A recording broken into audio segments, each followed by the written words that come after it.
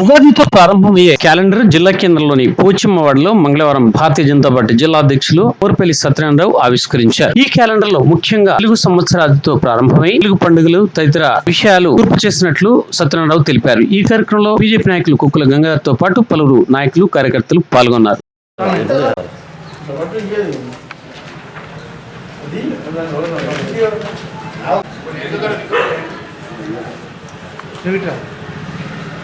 జై శ్రీరామ్ ఏదో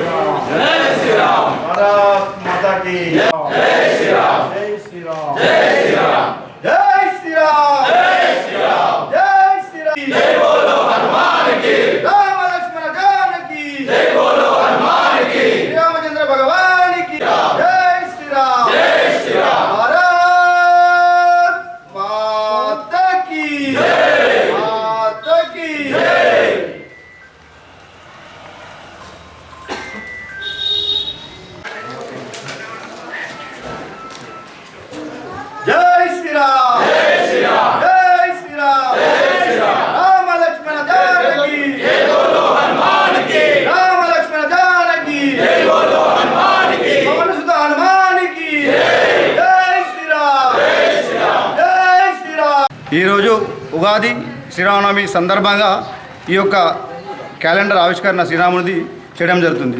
ప్రతి ఉగాది శ్రీరామనవమి మన హిందువుల పండుగ సందర్భంన ప్రతి సంవత్సరం రోజునే నా వార్డులో పంపిణీ చేయడానికి కొరకు ఈ క్యాలెండర్ ఆవిష్కరణ చేయడం జరుగుతుంది. జై శ్రీరామ్.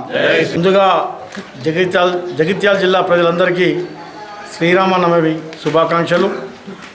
కొక్కు గంగాధర్ ఓబీసీ జిల్లా అధ్యక్షులు.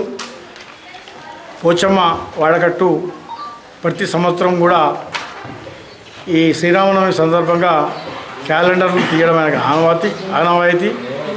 ఆ ఆనవాయితీని పురస్కరించుకొని ఈరోజు మనము ఈ క్యాలెండర్ను ఆవిష్కరించుకున్నాం. ఇలా శ్రీరామనవమి కూడా ఈసారి ఒక ప్రత్యేకత ఉంది. ఈ శ్రీరామనవమికి ప్రత్యేకత ఉంది ఎందుకంటే 500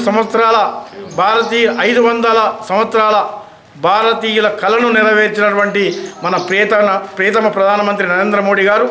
ఎందుకంటే కోర్టు ద్వారా మనకు మంచి జడ్జిమెంట్ రావడం జరిగింది.